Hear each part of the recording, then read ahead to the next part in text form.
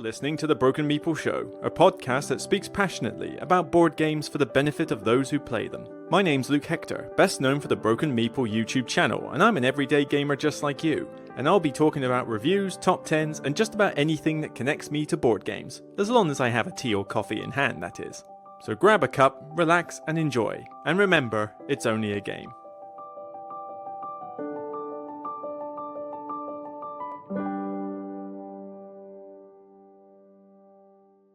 Hi everyone, welcome to another podcast show. I think this is 120, I lose count with these, and recorded on 21st of September 25. How am I forgetting what month it is?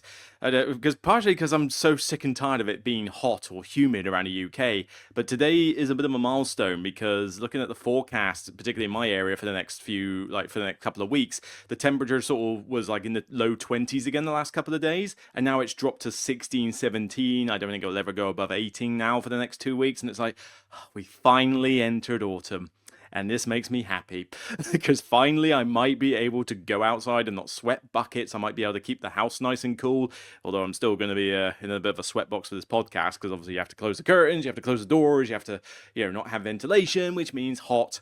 But as we get into the winter, the house will be cold enough where that won't be a problem. So oh boy, do I love autumn. But oh well, suffice to say, all good. General updates, not too bad. I'm, health-wise fine. Things are, progressing fine. Small little physio thing with my foot, but nothing major. I'm looking forward to Essen, obviously, coming up in a month's time, so I will be there, helping out with Drander games for the most part, but also doing my usual thing of, seeing publishers, getting review copies, where I can, if I can, buying the ones that I can't. Thank you Patreons again for your support. So that I've got lots of content to give you when we come back. But also just to generally have fun and see people. Essen is a really good time to socialize and just see people both like in the creator world, or just try to sort out the camera a bit there. Both in the creator world and also the community world. So by all means, if you do see me at Essen, whether I'm on the Drander Games booth or just wandering around, by all means say hi, shake the hand, even if it's just a passing 5 seconds, just to say, like your work, take care or whatever. I may be en route to somewhere, in which case I will tell you, but otherwise I have no problems with you coming up to me and saying hi. Okay, so that is not an issue. Obviously, if I'm demoing a game, be mindful that I've got to obviously demo a game, but then if you want to chat to me, then by all means jump in the demo. That's an easy way of doing it. I'll teach you whatever game it is I'm demoing, and you get to sit there for 45 to 60 minutes or whatever, and chat to me then. So that works too. Trying to think, what else is there to mention? Well, obviously Prague. So, this next weekend, I head over to Prague for a few days. I think it's like Sunday to Thursday, something like that. Early flight, late flight back. Looking forward to it. I've booked a lot of stuff from TripAdvisor. So, what's the list? I've got a Bohemian, Swiss-German border hiking boat day. I've got Prague Zoo. Cannot wait for that. Please let the weather be good for Prague Zoo. That's definitely going to be my highlight, I think. I've got a medieval dinner planned. I've got a shooting range planned. You get to pick up 10 guns and shoot them in an indoor range or something. That's going to be heaven. I think that's going to be great.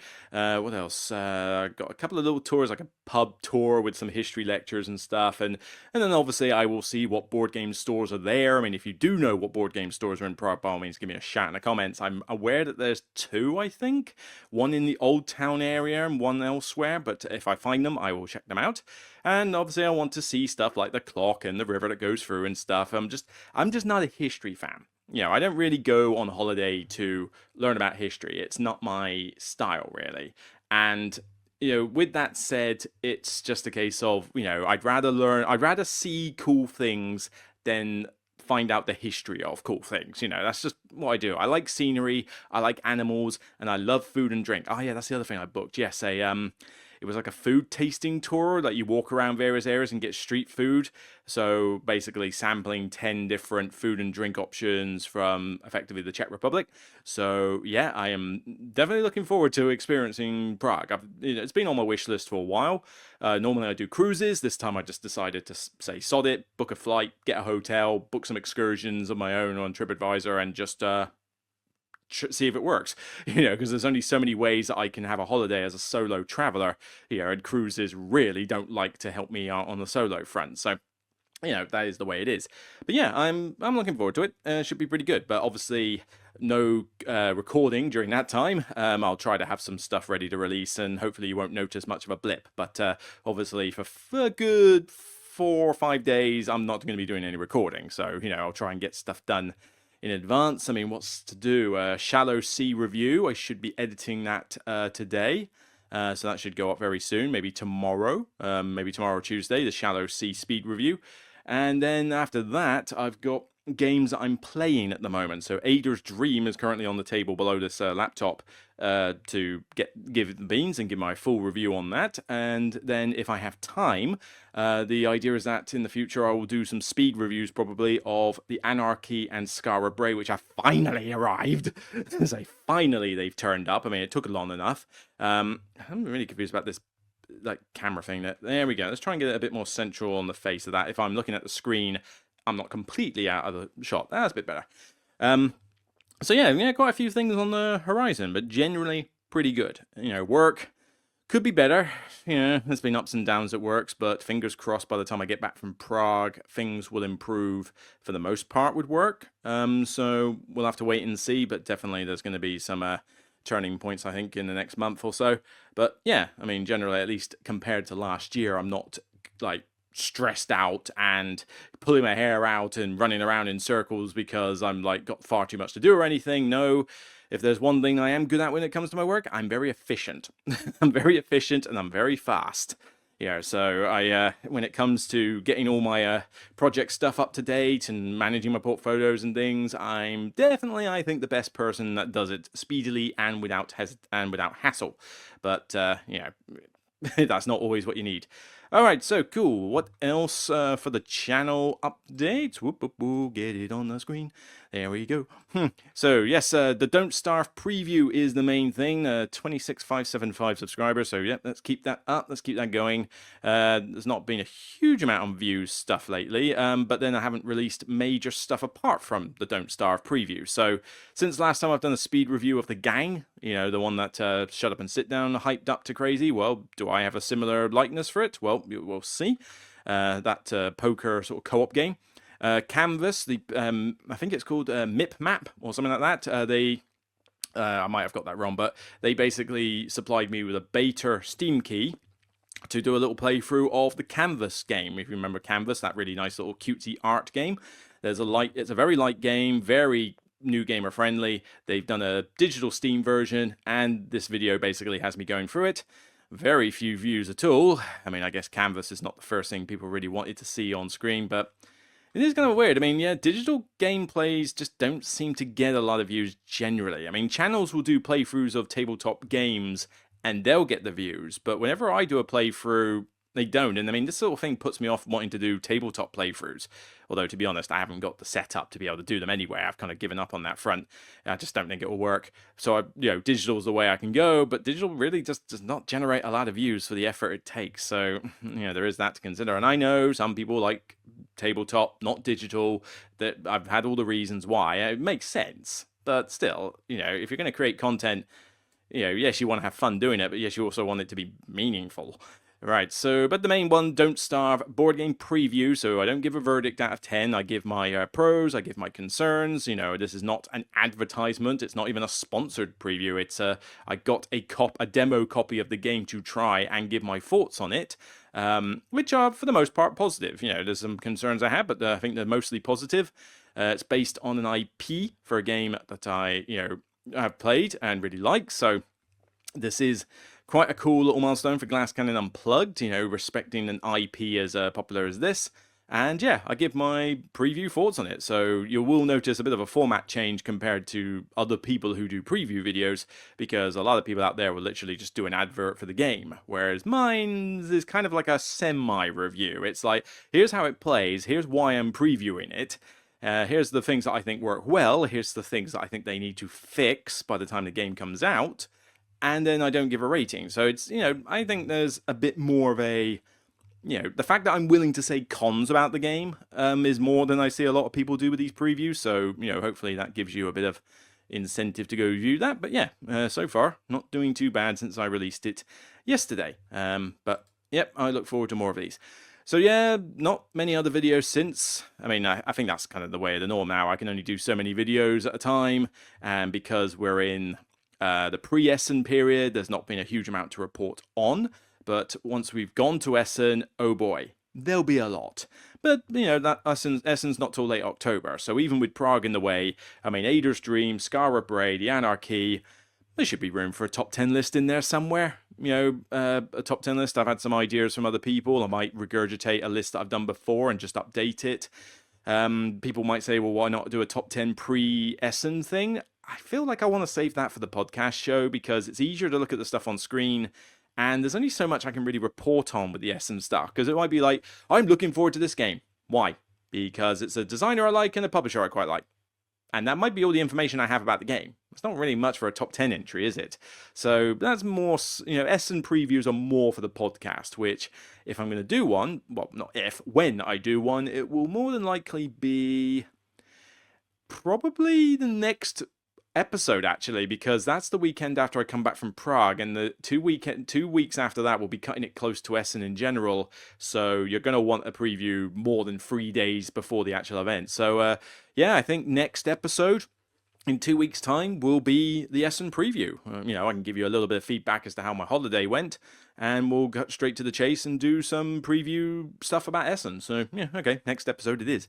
But yeah, by all means, keep watching the videos, you know, keep putting the comments in the chats. I do love reading them. You know, it is great to read some really nice stuff from people and some good debates as well. The AI comment thing seems to have died down for the most part. I get the occasional one, but I reckon that because I've frozen the comments on some of the older stuff like Vantage and Luthier, and I think Nature got held up, Emberleaf and Old King's Crown, I think those ones. So around that time period is when I was getting attacked by the AI bots, and you know, since I froze those videos, they seem to have stopped. Now I might try and unfreeze them again to see if they actually do properly go away, but I haven't noticed them on the recent stuff, so thank God for that, because you know, getting attacked by, you know, just scrupulous people who are willing to send AI bots after me is not ideal, but it's dealt with. It's, you know, you can deal with it. It's just a nuisance. But we'll leave it at that. Right, we'll now go on to some games that I have played in the last couple of months that I just haven't really had a lot of time to talk about. So we're going to look first at a game that I put on a top 10 list recently. You'll recognize this one, for Northwood, a solo trick-taking game. This is a small solo trick-taking game. And I don't know about this emissary that it re-implements, but whatever. It's self-published. I don't recognize the designer Wilhelm Su either, but this is on Board Game Arena, so I was able to actually try this one out. I put it on my top 10 games list I wanted to play, and then when people told me it was on Board Game Arena, that seemed like the perfect chance to go try it, because on solo games, it's better to try them on BGA at times, you know, rather than worry about you know, the multiplayer ones. And I enjoyed this game so much that I actually have ordered a copy from a side retailer, so when the second printing comes in, I will get a physical copy of it, because I actually quite enjoyed this one. This is an interesting little game. You're trying to rally leaders to your cause or whatever, but whatever, it's a trick-taking game. You've got 4 suits, they're labeled 1 to 8, you'll have a trump suit each round and that. But the cool thing with this is that you've got all these different leaders here, like 24 of the things, and each of them has got a special ability to deal with hand manipulation. And the idea is that you have to impress, I think, 6 or 7 of them. It's six or 7 of them each game. I think it's maybe it's seven like that. And you've got to impress them. So what you do is that you engage in dialogue with them. But basically what that means is you have a game of trick-taking with them. And it's got a similar vibe to something like Fox in the Forest, where you are trying to win so many tricks, but not too many. You know, you need to win the exact amount, and that could be anywhere from 0 to 6 or 7. You know, you need to have a good hand or a bad hand. But you know in advance what the trump suit will be for the round. Then you also have a few advisors who are kind of like helpful for you. So you've got these abilities that you can trigger in every single dialogue that you do. And using these abilities and your knowledge of trick taking, you try to win the exact number of tricks to impress the leader. And if you do, you get points, and if you don't, they go away. And you need to have a certain amount of points spent in the game. And it's quite unforgiving if you lose, you know, like even just a couple of them. your chances of winning drop dramatically. So I do feel like maybe the difficulty should be a little bit better, like tweaked. But, you know, if you want a challenge, it's there. It just seems very dependent on you succeeding on the high point cards to stand even a remote chance of succeeding in the game, which seems a little bit harsh. But I also like the fact that when you impress a leader, you get to have one, you get to like recruit them temporarily for another dialogue you do. So the games are going to feel different because of the abilities that you have. But it was just a nice, simple, easy game, not stressful. Very cutesy artwork, you know, and it's just a nice, pleasant little game. And look at it. I mean, it's a tiny box. I think this was part of a competition where you had to like design a game out of 52 cards or something. And for a game that you just designed out of 52 cards, this is a damn good effort. It's fun, it's solo, it's trick taking. It's definitely going to appeal to me, but I enjoy it. So it'll get played on BGA every now and again. But when I got a physical copy, this is going to be a very good travel game. I do recommend it. And a lot of people recommended this one to me, actually. Not everybody has liked it. Some people have said, it wasn't for me, or I kind of got bored with it. But a lot of people gave me some good praises for this when I did that top 10 list. And, well, you're right. It is pretty damn good. Sweet but hot coffee. Ah, yes. Okay, let's move on to another one. Very quickly, we'll talk about Digit Code. Sorry. This is another one that I've only played on Board Game Geek, but it is a 2025 release. And I don't know about the one that it re-implemented, but I've played this on Board Game Geek with a friend of mine, and we've only played it as a 2-player, so I don't know how it fares in multiplayer. But this is a logic deduction game, and I'm always a fan of these logic deduction games. You know, these sort of things, they're good brain teasers, and I kind of just, I like the, you know, the cool factor that comes with it. Trying to figure out this puzzle, preferably before an opponent does. And, you know, this one is kind of weird. You have to figure out this 6-digit code, and it's written in the sort of digital format. And you've got all the different segments of the numbers. You know how digital numbering works. You know, there's all these different bits that light up to make the number 4. Well, you kind of got that. But what you do is that you ask questions as to how many are highlighted on this row or column. Is this number bigger than this number to its left? Is this spot filled at all? You know, is this an odd or even number? And when you get the answer to these questions, eventually you can figure out the code based on what stuff gets filled. So it is like a speed deduction game. I've enjoyed my time playing this as a 2-player with a friend of mine. You know, it's good fun. It's a good little deduction. You can come up with a lot of different reasons as to why things would work, and you can take a few notes online, but for the most part, you would have like a scroll pad down here. Now, I don't know how this fares in multiplayer. I mean, is it just the same game, except now you're going up against multiple people? If so, fair enough. The only problem I foresee with this one, though, is that it's definitely a very... I mean, when you ask the questions, and, you know, you get answers. But then when the opponent asks the question, you can see what they asked and what the result of it is. So everybody's got the same amount of information. So you stands to reason that this game is one that once you've solved how to do it, or if you've got 2 people on equal footing with solving this puzzle, chances are you're always going to finish on a tiebreaker or finish about the same time. And that's a bit of a concern. There's not much variation into, you know, whether you could figure it out any quicker than anyone else. So that's a bit of a concern, and I have noticed that as I've played it 2-player on BGA. Curious if anybody else has that similar thought, and also how does this fare in multiplayer? But so far I enjoyed it. It looks like a very cheap game, simple deduction game. I like it, but maybe it's just one for the 2-player crowd, and maybe it's just one for me to play on Board Game Arena every now and again. We play it like turn-based, which works quite well for this game rather than doing it in real time. But yeah, there's other deduction games I'd probably rather play. But for a simple, light one, does the job. If it's cheap, then why not? Okay, and then last up, this one certainly had a lot of buzz from people.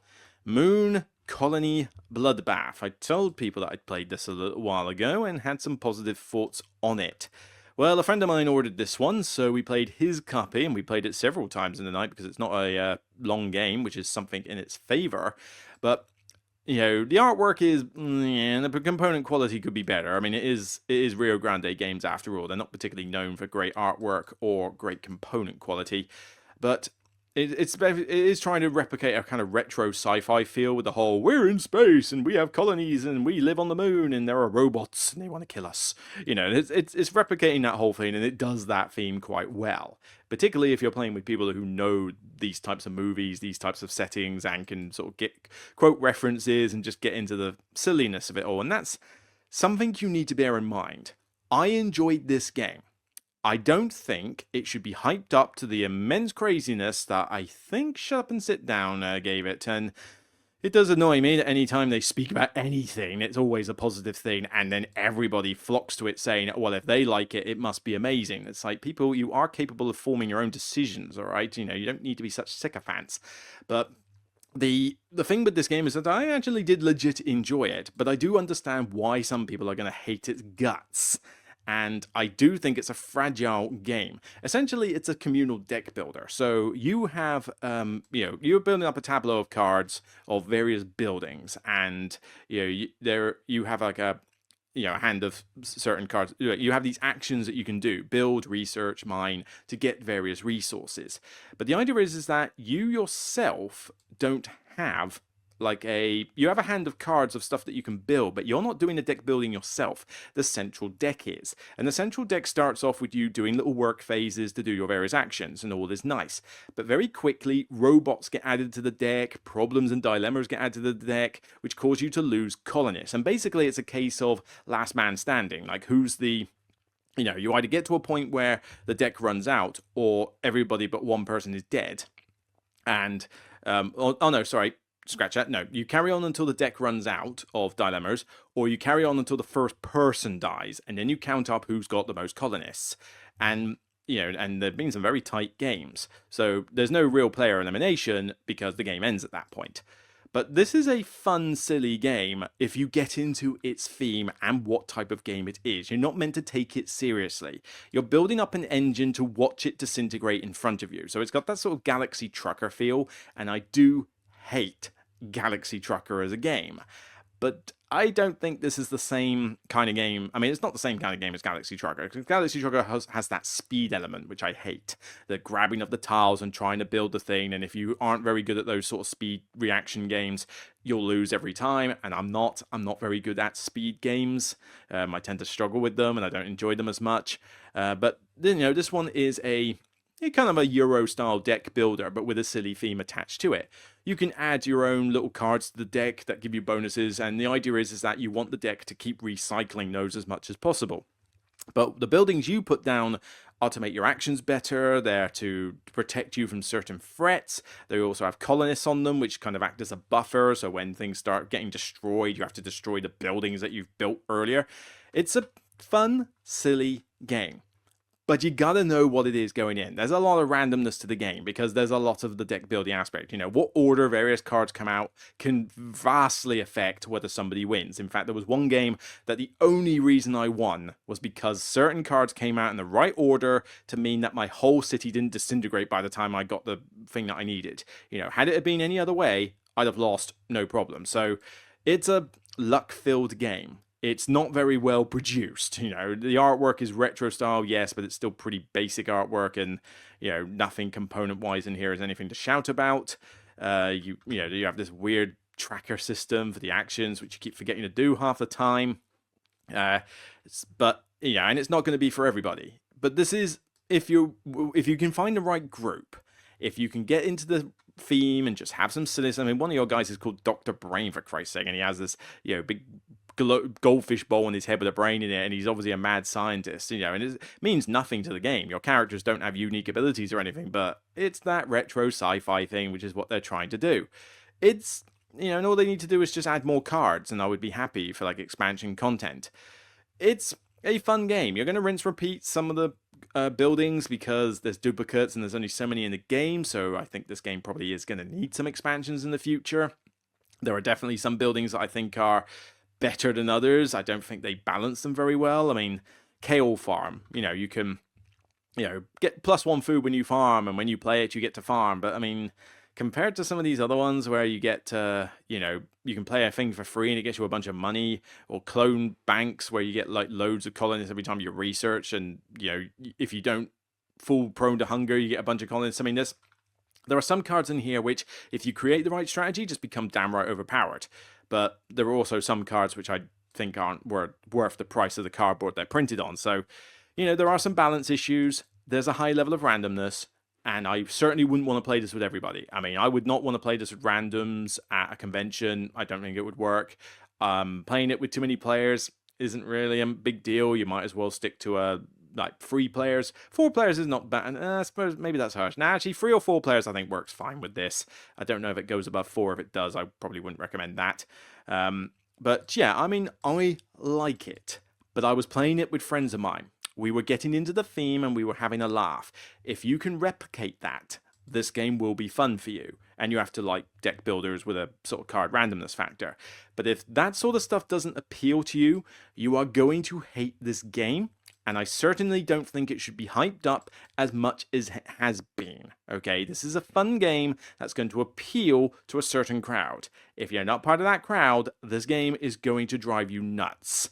And I would certainly be wary of that before forking out the cash to buy it. If you're a bit on the fence, play somebody else's copy. Find it at a board game library, go to somebody at a convention, say you want to play Moon Colony if someone's got it, find out if you like it or not, make your decision then. But don't take their word for it, and certainly don't even take my word for it, in terms of, oh yeah, we both like this game, because we are coming from certain perspectives here, and if you differ on that, your experience could be a lot different. But yeah, I enjoyed my time. Probably not one that I would own for those reasons, but my friend has it, so if he wants to play it, I'm down for it. Take a drink. Whew. Take a drink. All right, let's get on to the main topic of the podcast. And how are we doing for time anyway? 26 minutes. Okay, well, I know I have broken record when I say this. Will this be a shorter podcast? We'll have to see. It could well be, actually, because, my throat's only going to last so long, and I've got plenty of stuff to get on with. I mean, I've got more Ader's Dream games to play before I teach it multiplayer this week. And obviously I need to learn the Anarchy and Skara Bray, so I got some various gaming stuff to do. Not to mention I need to go shopping. And obviously edit this podcast and edit that. God, I have a lot to do on a Sunday, don't I? It's supposed to be a day of rest. But the thing I wanted to talk about first... Oh yes, let's minimize everything for the moment. So, this one is another Patreon suggested idea, so thanks to James Cartwright for this one. I'm going to move this back, actually. There we go, move the camera back. That's better. This one is suggested from them, and I know it's a bit dark in here, but to be honest, I think it works better this way. The idea is that... I'm all over the shop. Sorry. Yes, remember that I did the Don't Starve preview? And it's based on an IP that I really like. It's based on a computer game that I've played before. And a lot of games, particularly ones that I enjoy as a computer game, are being replicated now. We've had Frostpunk. We're now getting Don't Starve. We're getting Valheim. We've had Deep Rock Galactic. And these are games that I really enjoy that are being brought to the tabletop. So James's idea is, well, what IPs have yet to be brought to tabletop for you, and who would you like to do them? I had a little think about this, and the difficulty is that there isn't really a lot left. I mean, as I mentioned those ones a second ago, those were most of the ones that I would have previously thought of. So the fact that they're now being done, I mean, even Stellaris, it's been delayed on Kickstarter, but it's still being done. I'm running out of ideas as to which ones are left. And the movies I tend to watch, sci-fi, fantasy, and Marvel and DC, those are being done to tabletop games to death. So, there's not really any movies I can think of apart from one where I think, oh yeah, that would be fun to see as a game. And even then, that was a last-minute thought, so is it any good? I don't know. So really, we're looking back at computer games, specifically. And those are the ones where I'm like, okay, there are a few where they haven't done a tabletop form, and it could be done.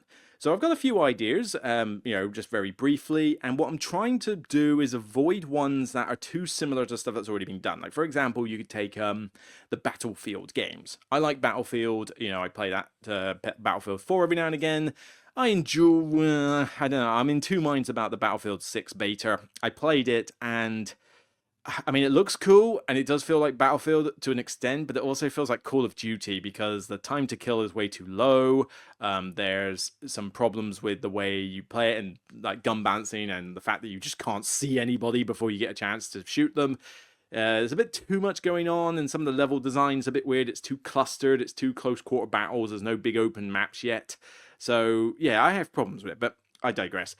The thing is, though, if you made a tabletop version of Battlefield, it'd be basically kind of the same as most other war type 2-on-2 games that you would get. So I don't know how you would make it any different. So I'm not really thinking of those. I'm trying to think of stuff that's a bit more unique. So I'm gonna open up Steam, not my Steam, just general Steam, and we're gonna have a look on there for some computer IPs that I like that would be cool to have as a board game. I mean, System Shock is popular for some people. I've never actually played System Shock. Dying Light, that's just appeared on the screen. Well, Glass Cannon Unplugged are already doing Dying Light. And also, some of these games are not ones that I've played. So I haven't played 1 or 2 on this list, but the IP of it looks cool enough that I would like to try it as a tabletop game. So I will mention specifically why anyway. So based on that front, let's have a look for the first one. Now, we have a game coming that's come out recently called Hollow Knight Silk Song. So this one by Team Cherry is certainly doing the rounds at the moment. I mean, it is just, completely taking the world by storm. There's a lot of controversy with its difficulty, which is putting me off wanting to play it because I've played Hollow Knight, the one that it's based on, and the problem I had with Hollow Knight is not the difficulty. I mean, the difficulty spikes in this might be a problem for me wanting to play this normally, but I've played Hollow Knight. I have it on my Steam. I bought it for like $5. The problem I have with Hollow Knight, though, is that it just drops you into the area and then you're expected to just go with it. And I'm like, well, I mean, give me a little bit of direction, give me a little bit of a story. Don't just drop me in some weird world and say, yeah, just go. And so I didn't really know what to do. I was kind of meandering around and the map system was a little bit weird. And, the problem is that's cool up to a point, but I need some direction and some idea and some way to get into the game. Not like a full-fledged tutorial, but come on, ease me into it. And this one just doesn't. And so I was kind of put off wanting to continue playing it. But maybe I'll go back and revisit it now that Silk Song's out. Okay, because it does look nice. However, as much as one of these two would be quite cool, I'm more interested in another one that I've played to death, which is absolutely amazing. This is Ori. So I have got Ori and the Will-O-the-Wisp and the Blind Forest Definitive Edition. You can now buy a collection bundle. That seems a bit expensive for it, I guess, because the two games aren't on sale at the moment. If the Ori games come out on sale, I guarantee you should grab them. But Ori is a fantastic 2-player platformer game, much in the same sort of style as Hollow Knight and Silk Song, which is why I mentioned them. But I've played through this entirely. It has one of the most gorgeous soundtracks I've played in a video game. So much so that I have it on my YouTube music list and I play it in the car. And usually I play it when I'm trying to relax. It's a nice one to play because there are some lovely relaxing tunes, but there's also some pretty decent, intense, epic ones. But the Ori games are some of the most beautiful visuals I've seen. I mean, if you can see this on the screen, I hope it's translating through. Look at this game. The game is so gorgeous. You control this tiny little white spirit and you get separated from your parent, your foster parent effectively. And, you have to try and fix what's gone wrong in the ecosystem and traverse all these different landscapes and biomes and stuff while, having to outrun this particular owl adversary that's hell-bent on killing you for some reason. You're not entirely sure why until it gets explained later, but it's just like it's one of those baddies you can't defeat. You have to outrun the thing. And that's the thing. You are in the second game you have more of an offensive capability, but in the first game you have no offensive capability. If enemies, I think you can do basic stuff to enemies, but not to a great deal. I sort of forget, but in terms of the main boss, oh no, the main boss is around. You run. You run fast. But, oh my god, it is beautiful and it is serene with the music. Now, this one I think would be great to have as an adventure-style game. Keep the visuals, keep some of the dark, undertones here. Because it may look cutesy, but I mean, man, it does go dark at times. Particularly the Will-O-the-Wisps game, where you, having to track down your little friend and you're worried that they won't survive. You've also got the adversary in the second game. I mean, the adversary in the first game you feel sympathetic towards. In the second game, when you see the ending, I mean, I'm not going to spoil, but when you see the backstory of the adversary in the second game, the main sort of bird, I think it's called Shriek. At the end, when you finally complete the game, oh man, that last visual is, oh, it tugs at your heartstrings. It really is. You know, the last visual with Shriek in it. But again, look at these visuals. They're so gorgeous. It's so beautiful. Make it story based. Have like an app assisted, choose your own adventure type thing in this setting. I think it would just be great. But then if you had the artwork, if you got in touch with Moon Studios, who developed this game originally, you could get some amazing art and visuals, and it would look so gorgeous on the table. So who do I want to do this? I mean, is there another pick? Red Raven. I did consider Bad Comic Games because they do good visuals with their stuff, but Red Raven, Ryan Lockett, he's got his own unique style though, which is why I don't think the two would necessarily gel. This is why I'm also suggesting Bad Comet, because they do like to do nice art visuals as well. But oh man, yeah, I could see this like an app-assisted adventure-style game with Ori. If Red Raven were willing to not use Ryan Lockett's typical art style and replicate the art in this game, oh man, it would be one of the most beautiful things I'd ever set eyes on, and I would go goo goo gaga for it. Now, is that the best choice? I don't know, because when I was thinking of publishers to associate with this, the problem you have is a lot of publishers are out there just to make Euro games with victory points as your main concern. They're not really caring about the theme. And you cannot paste this theme. I'm sorry, you try to paste this theme on a game and not respect it, I would go nuts. I will come at you. I will come for you. But, if you could respect it and just make it look gorgeous, I'd totally be down for it. But would Red Raven be the best one? It's hard to say. I mean, you could argue maybe that Awakened Realms could give this one a pretty solid go as well. But anybody that is willing to replicate the art style of, I suppose, I don't want to say, I'm probably going to say no more than once this discussion, but Glass Cannon Unplugged have done a good job with respecting IPs. I could see them doing that. In fact, actually, I'm sorry, Arachnophobics, but there you go. So there's your spider creature, okay? Big buzz, it's got little bits growing off it. There's a bit, I won't spoil the plot of the game, but basically things get corrupted. But that's when it first appears, and I'm like, oh my god, big spider, but then it doesn't actually look that bad. And this is the worst image you get of it. When you see it, when you're fighting it in that, it doesn't look as bad, apart from one moment where it's crawling up the wall after you as you try to run away. That's pretty scary. But and even for an arachnophobe like me, I was able to actually get through this aspect of the game, so it wasn't actually too bad. But yeah, I'd love to see this. So by all means, someone do this. I would totally be down for it. It would be the most beautiful game you've ever set eyes on. But even if it doesn't happen, seriously guys, if you like these like Metroidvania style platformers, and you're into like the Hollow Knight, Silksong stuff, and you have not played the Ori games, you owe it to yourself to do it. It might be a bit pricey at the moment, but if that's not a problem to you, then fine. But if you can get it on sale, or buy it as a bundle, or even just buy CD keys for it, whatever, seriously, play this game. It is one of the best platformers I've ever played.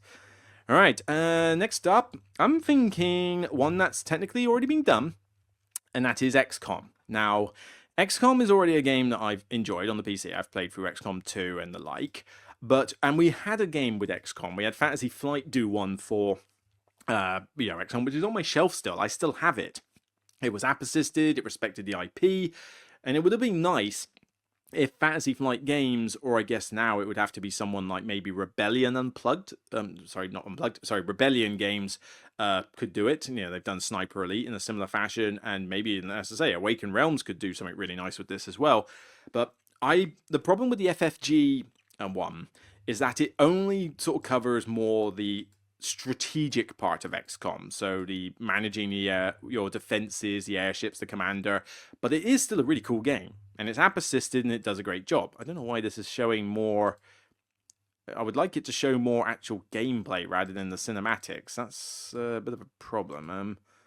Can they show a few more? No, it just seems to be showing mostly strategic stuff. But as I say, I enjoy the game that we have. What I would like to see is a bit more all-encompassing of XCOM. So not just the tactical skirmish missions, but I would like to see all of XCOM reflected. So obviously a lot of it would have to be the missions that you go on.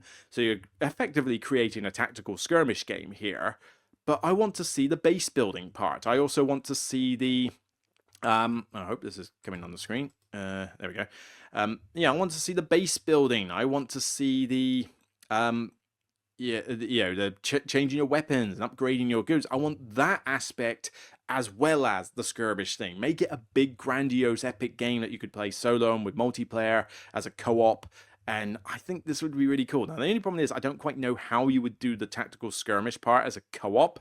I know some games have done it, but only to half decent levels. So maybe you would have to have one person. Maybe it would have to be an all versus one, where one person controls the enemy forces and the rest co-op against them. That I could see being quite fun. That'd be quite cool, especially if you combined it with a little bit of a sniper elite where the adversary has hidden enemies and and eventually you find them. I mean, that could be quite cool. But yeah, I'd just like to see a more all-encompassing XCOM game, not just part of XCOM. That's a bit of coffee. Right. Next up. So going back to Glass Cannon Unplugged, because I think, given that they've already done Don't Starve, I think they would be a good fit for this game. Now, I have not played this game. Okay, so this might be a bit of a cheat. But the game does look intriguing. I am tempted to play it because I do, like some of Clay's stuff. I mean, I've played a couple of their other games, their Mark and a Ninja and Invisible Ink. And even though I've not played them through to completion, mainly just because of lack of time, part of me does want to go back and play through them again. Well, they also have a more popular game called Oxygen Not Included. So this is a sort of base survival game, so space colony simulation game. Industrious crew will need to master science, overcome strange new life forms and stuff, and it's got these cool animations that Clay Interactive are really good for. So again, I mean, I love these animations that Clay do. I mean, they do them with Don't Starve, and they're just so much fun to watch. They take such good talent. But the actual game is space colony survival. So you got to build up your base, you got to get to resources, clean the water, keep everybody in check, fix the electrics as you do. There's a lot of really comedic stuff there, like, somebody's got to run on a hamster wheel and all the power stuff, and then you get tired and follow around of it. It's meant to be taken with a light heart. It's not meant to be taken too seriously. And much like Don't Starve has some funny aspects like that as well. But I would be totally down for Glass Cannon Unplugged to do kind of similar to the vein that they're doing with Don't Starve. But like you say, Don't Starve is more go out, find stuff, bring it back. And you don't do a huge amount of base building in that one. It'd be cool, I think, if Glass Cannon Unplugged tried their hand at a full, proper Euro-style survival game. Or base building game. So almost kind of like a pseudo-Civ game in a sense. I mean, you could have you could have it co-op where everybody takes a role and goes out and does stuff, or you could have people being competitive, having rivaling colonies. I don't know if that's a thing in the game. I think it would probably have to be a co-op, honestly. And it's a shame that Oxygen Not Included is not a multiplayer game, because if it was, I would be totally down to play it multiplayer, really. But I mean, look at that. That is literally the guy vomiting like crazy. It's like, blah, blah, blah. Everything does look quite funny, which is what makes me want to try this game out. But I'm just worried that it might be too complicated for me. I don't know, but maybe it's not. Anybody who's played this game, tell me how user-friendly it is for a complete noob like me to play it, all right? That's something I would like to know. But, yeah, I think given that they've already got connections with Kai because of Don't Starve, if they replicated this art style and created a co-op base building game with Oxygen Not, so you've got to manage stuff, and if you don't, your colony dies off, but you'd have people doing different jobs and getting into all sorts of calamities, water flooding and polluted water, people vomiting and stuff. It'd be quite funny, and it would just be a good, amusing game. So I'd be totally down to see this one. The fact that the game is tempting me to play it, maybe not for £18.99. I mean, some of these games that I'm looking at, I think we're in a bit of a lull here where Steam is at its most expensive, but I suspect we'll get a Halloween Steam sale at some point soon. If not, we'll get the Steam sale that leads up to Christmas. When those sales come on, I'm probably going to start investing in some of these games and playing them. And definitely, I think you should, especially with the Ori games, have a look at them at that time. But yeah, I'd be down for that, actually. All right, next up, I think Uwe Rosenberg, or possibly, I mean, maybe Inside Up Games to an extent, but honestly, not to belittle the point, but even though I think Awakened Realms could have done something nice with this if they just made it look absolutely gorgeous with some miniatures and that. But we've already got like my favorite game, Ark Nova. So Ark Nova is a fun game in itself. You're right, fun game in itself. It's my favorite game. But yeah, building up a zoo is something I really enjoy. Now, I forget who they were. There was another zoo game that came out recently. Was it called Planet Zoo or Zoo something? Let me type in Zoo. It'll probably come up. Yeah, Zoo Tycoon. I've not played Zoo Tycoon. Unfortunately, this game was a bit of a convoluted mess. You can check out my full review for it. I mean, the concept was great. You know, building up a zoo and having endangered animals and stuff and add all the different meeples. I mean, there was so much that could have worked with this. But unfortunately, when it came to the rule set and the rule book, it was just a clunky, convoluted mess, which is a shame. So I want somebody to get this right, you know, to really do it, and not with Zoo Tycoon.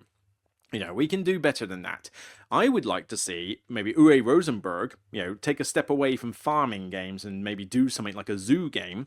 Or you could get Awakened Realms to do this because they would make it look really nice artwork and have cool miniatures and stuff. But maybe the Planet Zoo games, and you could also maybe throw in Planet Coaster if you wanted to make it a theme park theme game. But I actually do have Planet Zoo. Unfortunately, I haven't really played it for the main reason that I think it's uncontrollable. Because I played this on the PC, and you know, the game itself looks beautiful because you play it. I don't have very much creativity in this game, so I can't create really cool stuff like this. I'd have a very basic looking zoo. I prefer to have like stuff pre-made and then I just build it or something. But trying to design all this stuff myself, I mean, you watch Let's Game It Out videos, I don't have that level of creativity. But Planet Zoo basically has, you know, very nice looking, very cutesy animals. I mean, you get to watch all the animals in their natural habitat, and it looks gorgeous. Well, you know what? I would like a zoo game that focuses a bit more on that, because Ark Nova is scaled up a little bit, and because it's tiles and cards, it's, you know, it's abstracted to a point. Yes, it is a zoo game, but there's a bit more to it than that. I don't know. It's there, but the theme's there, but it's not quite as, you know, dripping as I would like. I would definitely like to see Planet Zoo or something similar, like a proper maintaining a zoo game. We're not worried about the like environmental aspects overseas and stuff. You know, you could have packs, you could have card packs maybe, or animal packs where you play a game and you're focused on aquatic life, or you're focused on Asian or Africa. That'd be pretty cool. You could have different, this time we're playing a winter themed one, you know, and stuff like that. That'd be pretty cool. But I'd just be down for a nice game that really focuses in on the caring of the animals themselves, or just running a commercial zoo. You know, like, right, I want to make the zoo, I need to get punters in. Or how do we get more money? How do I attract people? Get these particular animals in. Right, now I've got to care for them, right? Well, they need food, they need enclosures, you know, and you know, get more, take the setting of Ark Nova, zoom in a little bit, and create me like a cool, gorgeous looking Euro game with that aspect. You know, lots of different paths, lots of different ways to get points. Uwe Rosenberg does a lot of farming games and does really well on that front. Could he do a zoo game? That would be pretty cool. I know he did that weird one. What was it called? When I typed in zoo, I know he did one, which I wasn't a fan of. Zoo, nope, not Zoo Loretto. What was it called? It was definitely, I swear it was Zoo something. Let me just have a quick look. Zoo. Why won't it just load up a list of zoo? Why is this so hard to do? Don't give me zoo as a board game. Just give me zoo. There we go, as a search engine. What was it he did? Not Zoo Vadis. Zoo Vadis is nothing to do with animals. It's a really bad, horrible negotiation game. It's crap. But what was it called? I can't remember. Maybe it wasn't called Zoo. I have a sneaking suspicion it was not called that. I'm definitely going to find out, because now that's going to bug me. Publisher Uwe Rosenberg. What do you mean no? Oh, that's because I'm typing in publisher, you moron. All right, Uwe Rosenberg. Okay, search. Exclude expansions. Submit. Okay, what was it called? I'm going to kick myself. People have already guessed it. Ah, there we go. New York Zoo. Yeah, he did this one. So building animal enclosures. This one, again, you kind of cut out the commercial side of it and grabbing in punters. But this one was just, this was meh. It was fiddly. It wasn't that fun. I didn't particularly like this one. So yeah, that one doesn't count either. But yeah, I'd be totally down for a proper Planet Zoo game. So let's see. And then the last couple I want to mention are pretty basic ones. So, I haven't had a chance to think too much about this, but a nice horror game, probably with some kind of story aspect to it, of a horror game which is probably one of the best horror games I've played on a PC, and it's called Outlast. This one you can actually get quite cheap. Now, don't buy the sequel. No, $12.75. All right, wait for it on sale. You'll be able to get it for like a £5 or £6. Now, don't play Outlast 2. That was a bit lacking. But the first Outlast and its DLC is one of the best horror experiences I have played. You're basically a news guy going into an insane asylum where stuff is happening with the inmates and things. And all you have is yourself and your camera. And it's dark. Your camera has night vision on it that you're using to sort of record videos and stuff. It's definitely got tropes aplenty with the whole like convenience of how you survive all this crap, and there is stuff that you go through where it's like, okay, seriously, you would not survive that. So you have to take it a little bit of tongue-in-cheek. Sorry, bit of a blip there in the podcast recording. A car siren went off outside or something. It took ages for someone to switch it off. Yeah, the Outlast ones, you go into an insane asylum, you've only got your camera, and you cannot defeat anything. You have to hide in lockers, and it's scary as all get out. I mean, wow. It really does get your heart racing because you're like, oh my god, he's chasing me, and it's just like, oh my god. But you see all this sickening stuff in there. I mean, it is gross. It is 18 rated, and it deserves its 18 rated. It is gory, it is sick, it is beyond sick in some places. I mean, oh my god. But I'd be totally down for some horror-themed game where you go around and have that setting where you can't beat anything. So if enemies do come around, you have to go out of your way to, escape them. Now, could this be an app-assisted thing? Maybe. I mean, you could introduce a story element and you could have the app direct you, create some ambiance. Maybe you could do it like a kind of Mansions of Madness style thing where you have the map tiles, but as you go around, the app gives you the story element, and then obviously when enemies appear, you need to run. And if you're not quick enough, they might find you and stuff. It'd be tricky to do. It would be pretty tricky to do, but this was kind of a last-minute thought. But this is a horror game that I do recommend people play if you're into horrors. It is a great horror game. But if you're easily grossed out, maybe avoid it. And if you play the DLC, what's it called? Outlast Whistleblower DLC. I mean, the DLC is decent, and it's not as good as the main game, but it's still pretty decent. But yeah, there's a cannibalistic dude in there, and there's a guy who's a little obsessed with let's just say men are going to be a little bit squeamish with it. It's a little bit like, oh god, like men are not going to like it too much. But yeah, it's horror for a reason, and so you're like, run away from this dude. But it's a good, fun horror game. Definitely worth playing on the PC if you've got it. But yeah, tabletop form, maybe. And I think I'm going to leave it at that, because I can't really think of any movies that I would like to see as a board game or that would work as a board game. So it's really just computer games at the end of the day. And, I mean, Hades, I've played it, but it's a roguelike game, and we've seen a lot of roguelike games lately. And I've played Hades. It's a fun game for the first 2 hours, and then the roguelike system gets repetitive. I mean, for a £5 at the moment, it's on for a £5. That is a bargain, because even for the amount of time I've played it, I got my £5 worth. But the problem I have with roguelikes is it's so repetitive over and over again that I'm like, I get frustrated very quickly.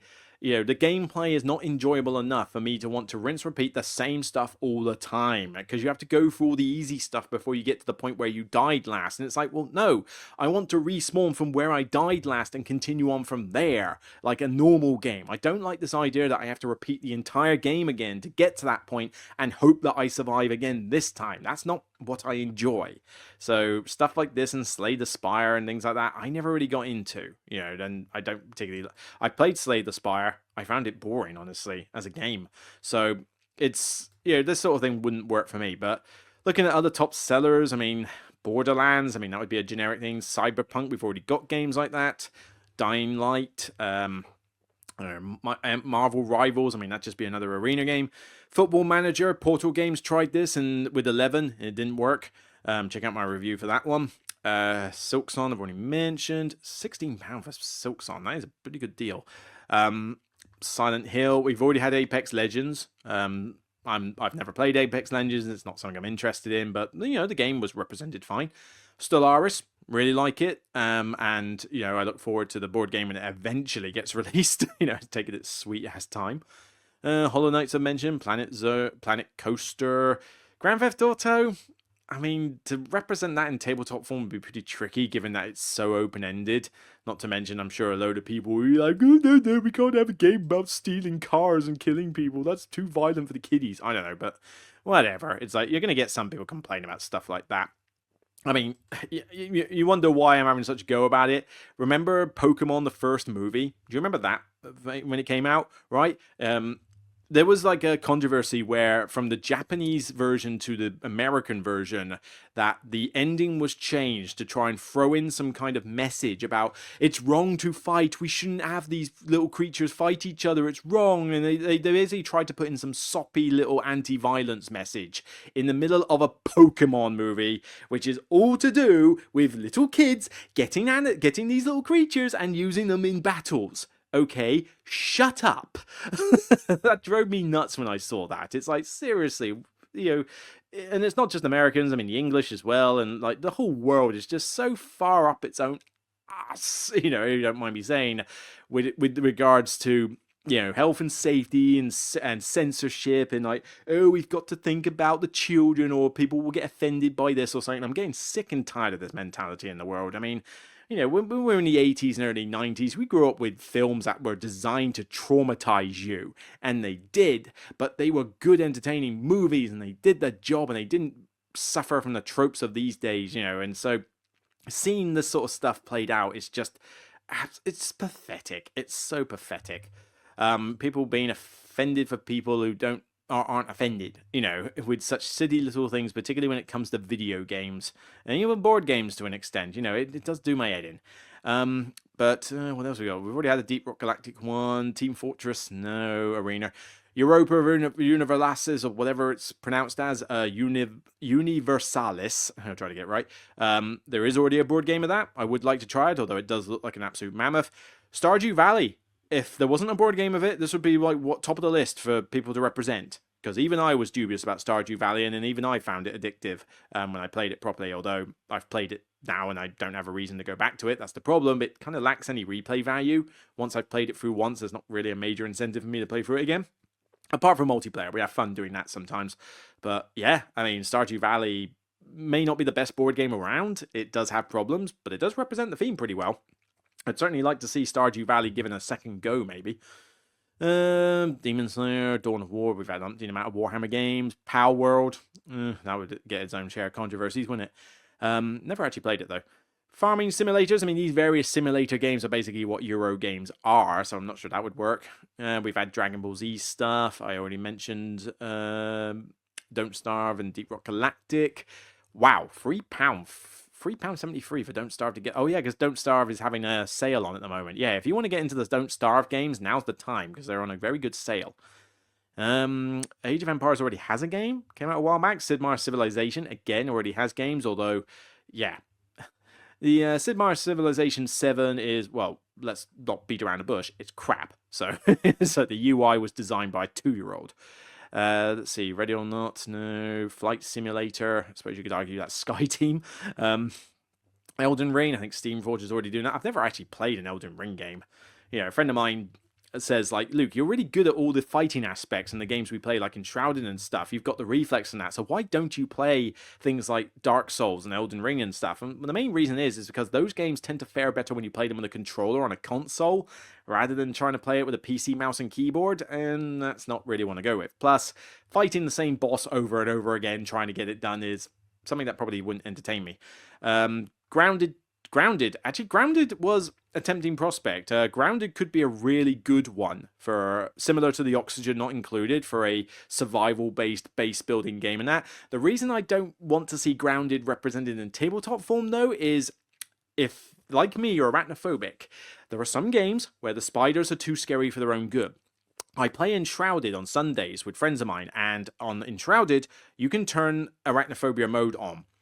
If you are scared of spiders, you must turn that mode on, because if you don't, with how dark that game gets, with how many spiders you come across in that game, you will have heart attacks. Well, Grounded is the same problem. It has an arachnophobia mode, as far as I'm aware, but, which I don't know if it works as well or not, but it's a multiplayer game, so it's not one I'm likely to be playing anytime soon. And I hear it's a bit clunky in Grounded 1, so it's probably got some issues that I don't want to play. But I have seen trailers for stuff that's in Grounded, and it's DLC, with the spiders that you find, as well as the broodmother, or whatever it's called, the darkness of being shrunken down, with this giant spider coming at you with red lights and stuff. It is some of the most terrifying imagery I have seen. And yeah, I don't think I would want to play a video game, or even a tabletop game, where that sort of stuff is replicated. No. Going down, Tomb Raiders, we've had those done to death, Call of Duty, Star Trek, yeah, whatever, date everything.